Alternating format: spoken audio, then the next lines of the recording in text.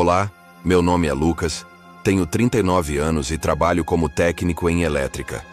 Pode parecer estranho eu estar aqui contando isso para você, mas acredite, o que vou compartilhar mudou completamente minha visão sobre a vida e a morte. Cresci em um lar religioso, daqueles bem tradicionais. Meus pais sempre me levavam à igreja aos domingos, participava das atividades, conhecia as histórias bíblicas de cor. Mas, como muitos jovens, quando completei 20 anos, decidi que aquilo tudo era apenas um conjunto de regras antiquadas que não faziam mais sentido no meu mundo. Minha vida sempre foi bastante simples.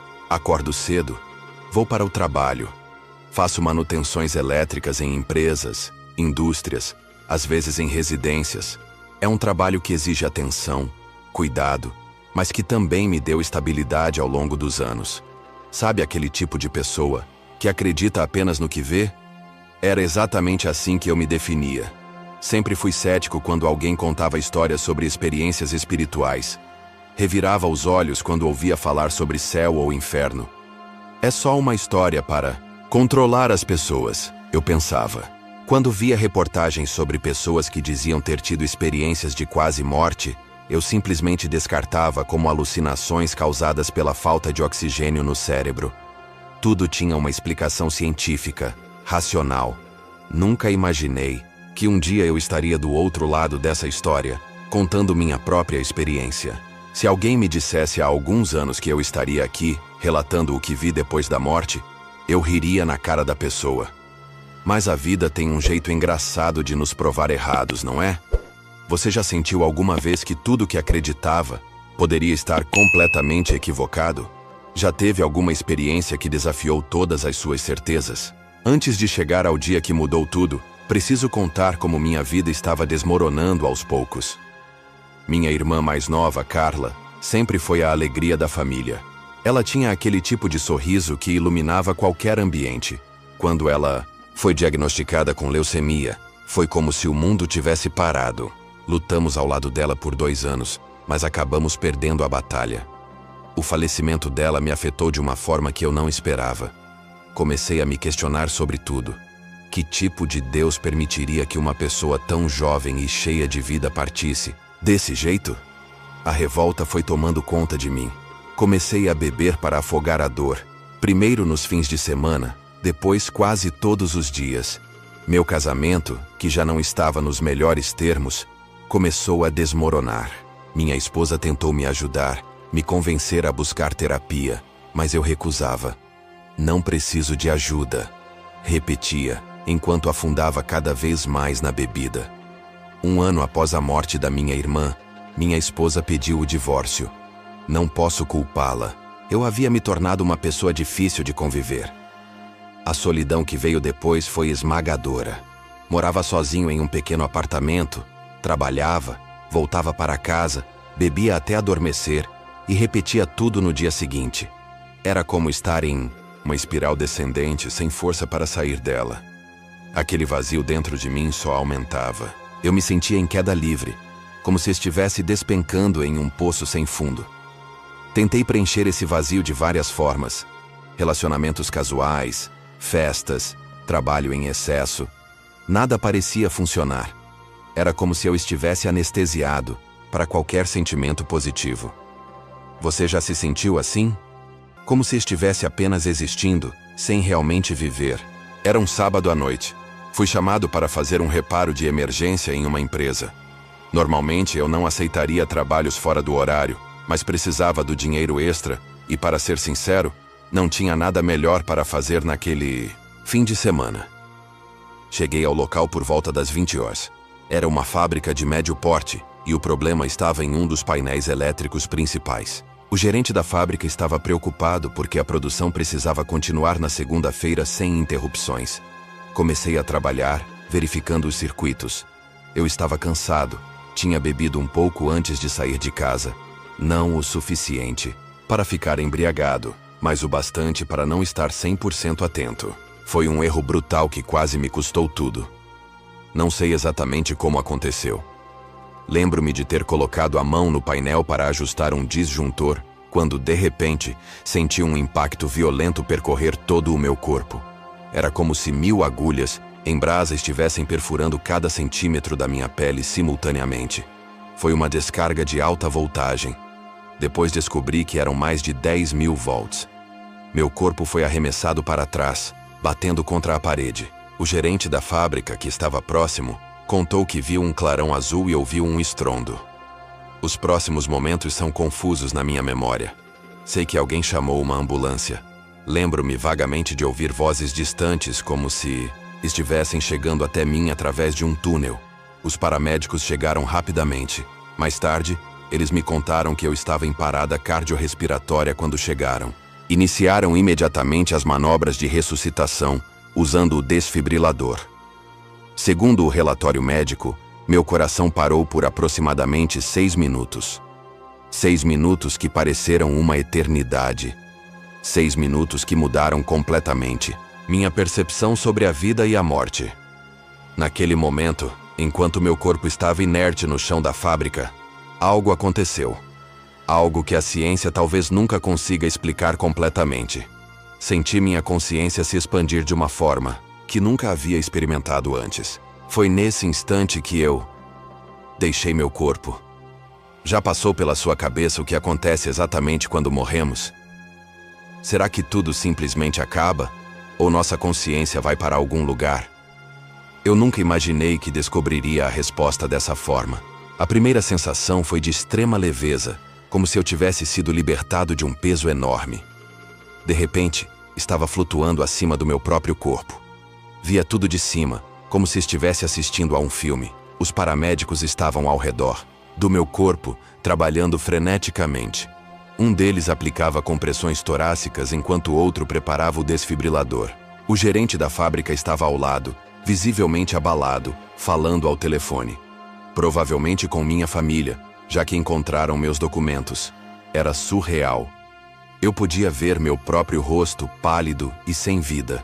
Meus olhos estavam fechados e meu corpo parecia apenas uma casca vazia. Não sentia medo, apenas uma estranha curiosidade. Tentei falar com eles, dizer que estava bem, que estava ali em cima olhando para tudo, mas ninguém podia me ouvir. Minha voz não produzia som algum naquele estado. Observei quando aplicaram o choque do desfibrilador. Vi meu corpo dar um pequeno salto, mas nada aconteceu. Aplicaram um segundo choque. Novamente, sem resposta. Foi então que tudo começou a mudar. A cena da fábrica, os paramédicos, meu corpo. Tudo começou a ficar distante, como se eu estivesse sendo puxado para longe. A imagem foi escurecendo gradualmente, até que me vi envolvido por uma escuridão total. Não era como a escuridão que experimentamos quando fechamos os olhos. Era algo denso, palpável, quase sufocante. Era como se a própria escuridão tivesse peso e consistência. No início, havia um silêncio absoluto. Depois, lentamente, comecei a ouvir sons distantes. Eram como sussurros, que gradualmente se transformaram em gemidos, e então em gritos agonizantes. Senti um frio intenso percorrer aquilo que seria meu ser. Não tinha mais um corpo físico, mas ainda assim sentia sensações. E aquela sensação era de um terror crescente, um pavor que nunca havia experimentado antes. Então, senti como se estivesse sendo puxado por uma força invisível. Não conseguia resistir. Era como ser arrastado por uma correnteza poderosa, sem qualquer chance de nadar contra ela. E fui. Fui levado para um lugar que, até então, eu considerava apenas uma invenção para amedrontar pessoas. O que vi a seguir é algo que tenho dificuldade em descrever com palavras.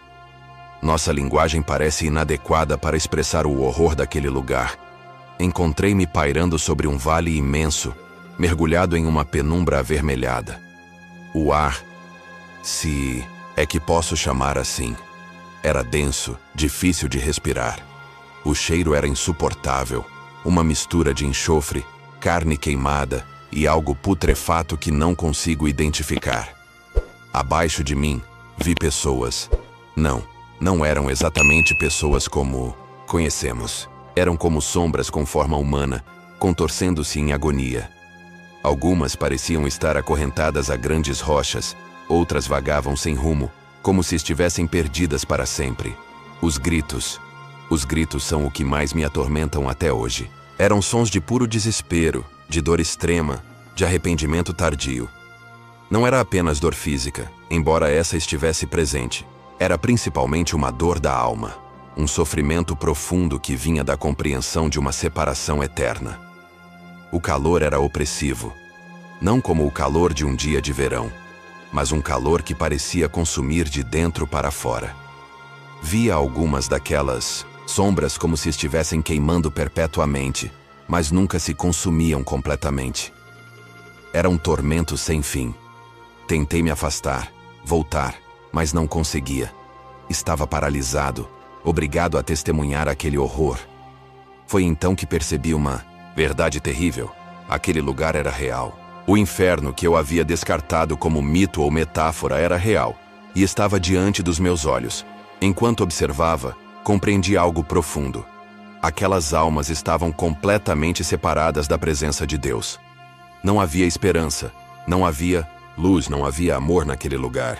Era a ausência total de tudo que é bom. E essa ausência era o pior castigo imaginável. Vi pessoas que reconheci, rostos que me eram familiares, embora não consiga identificar precisamente quem eram. Elas me olhavam com um misto de tristeza e advertência, como se quisessem dizer: não deixe que isso aconteça com você. E então, quando achei que não suportaria mais um segundo naquele lugar, algo extraordinário aconteceu. Uma voz. Uma voz poderosa que parecia vir de todos os lados ao mesmo tempo. Você acredita que existe um lugar como este esperando por alguns de nós? Ou acha que tudo isso não passa de uma alucinação causada pela falta de oxigênio no cérebro? O que você faria se tivesse essa experiência que estou relatando? A voz que ouvi era diferente de qualquer coisa que já tinha escutado antes. Era poderosa, mas ao mesmo tempo gentil.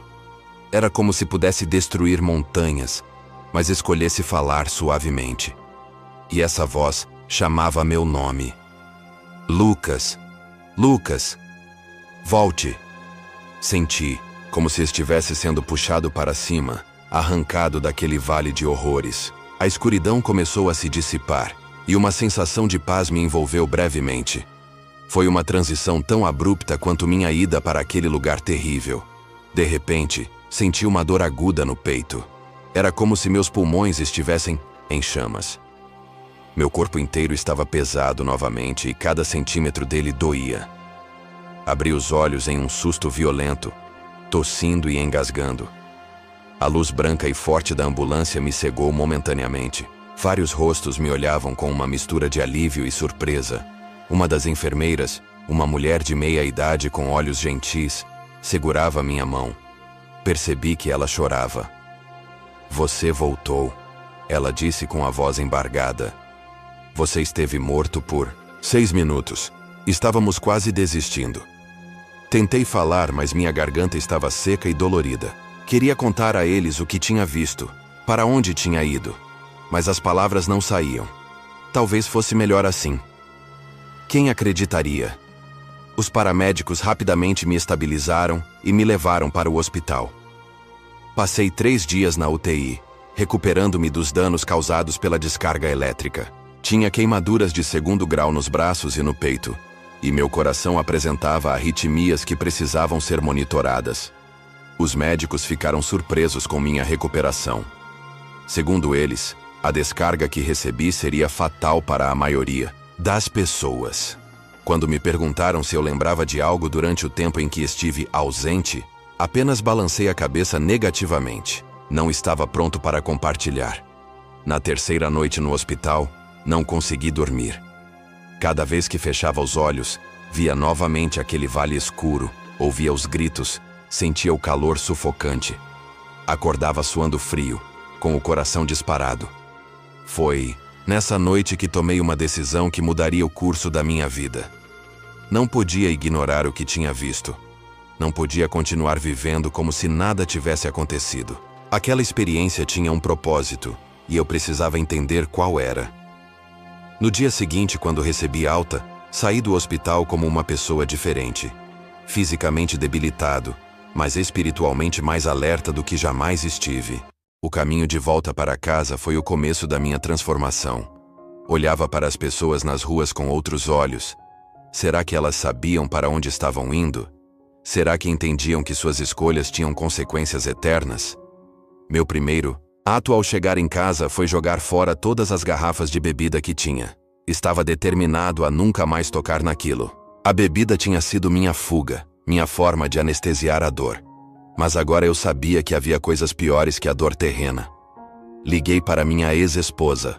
Nossa conversa foi difícil, cheia de pausas desconfortáveis, mas consegui pedir desculpas pelos erros que cometi. Não entrei em detalhes sobre minha experiência, apenas disse que tinha passado por algo que mudou minha perspectiva sobre a vida. Nos dias seguintes, busquei contato com meus pais, de quem havia me afastado. Minha mãe chorou ao telefone quando ouviu minha voz. Marcamos um almoço para o domingo seguinte. Foi um reencontro emocionante. Contei a eles sobre o acidente, mas guardei para mim os detalhes do que vi do outro lado. Eles perceberam a mudança em mim. Seus olhos estão diferentes, minha mãe comentou. Comecei a buscar ajuda espiritual. Voltei à igreja onde cresci, mas não como um retorno à religião por medo ou superstição. Foi um retorno à fé como uma busca genuína por respostas e conexão. Procurei o pastor, um homem sábio que me conhecia desde criança, e contei toda a minha experiência. Ele não pareceu surpreso ou cético. Muitas pessoas têm experiências semelhantes, Lucas. Elas geralmente voltam com um propósito. Paralelamente, busquei terapia. Precisava processar não apenas a experiência de quase morte, mas também os anos de dor não resolvida pela perda da minha irmã e pelo divórcio. Foi um processo doloroso, mas necessário. Minha vida profissional também mudou. Continuei trabalhando como técnico em elétrica, mas com muito mais cuidado e atenção. Comecei a dar palestras sobre segurança no trabalho em empresas, compartilhando minha experiência do acidente, embora não a parte sobrenatural. Aos poucos, fui reconstruindo minha vida sobre novas bases. A bebida ficou no passado. A amargura e o ressentimento foram dando lugar ao perdão e à compreensão. O vazio que sentia foi sendo preenchido por um propósito maior. Viver de forma a não terminar naquele lugar terrível que havia testemunhado. Hoje, quase 3 anos depois do acidente, posso dizer com certeza: nunca mais duvidei de que o inferno é real. Minha vida agora é um testemunho de misericórdia, de uma segunda chance que nem todos recebem. Você já pensou que pode estar a um passo da eternidade? Já refletiu sobre para onde irá quando seu tempo aqui acabar? Eu precisei morrer por 6 minutos para entender o valor da vida e o significado da eternidade. Estou compartilhando meu testemunho não para assustar você, mas para alertar. Vivemos em um mundo onde falamos pouco sobre o que vem depois. Estamos tão ocupados com nossa rotina diária, nossos problemas, nossos prazeres momentâneos, que esquecemos de pensar no destino final. Se você acha que tudo acaba aqui, pense de novo. Eu também pensava assim. Era cético, racional, pé no chão. Mas eu estive do outro lado. Vi com meus próprios olhos. Senti com cada fibra do meu ser. O inferno não é uma metáfora criada para controlar pessoas. É um lugar real. E é muito pior do que qualquer descrição poderia expressar. A boa notícia é que não precisamos terminar ali. Temos escolhas. Temos chances de mudar o rumo da nossa eternidade enquanto ainda estamos aqui. Minha experiência me ensinou que o que fazemos nesta vida tem consequências que vão muito além do nosso último suspiro. Alguns podem dizer que minha experiência foi apenas uma alucinação causada pela falta de oxigênio no cérebro. Eu mesmo teria dito isso anos atrás. Mas quando você vive algo tão real, tão vívido, tão transformador, sabe que foi mais do que uma simples alucinação. Foi um vislumbre da realidade que nos espera. Você está pronto para o que vem depois da morte? Esta é a pergunta que deixo para você hoje. Não precisa responder agora, mas peço que reflita sobre ela nos próximos dias. Se minha história tocou você de alguma forma, não guarde isso só para você. Compartilhe com alguém que pode precisar ouvir. E se quiser conhecer outras experiências semelhantes à minha, tem um vídeo incrível passando no card agora mesmo. Clique e assista à história de uma mulher que teve uma experiência ainda mais intensa que a minha.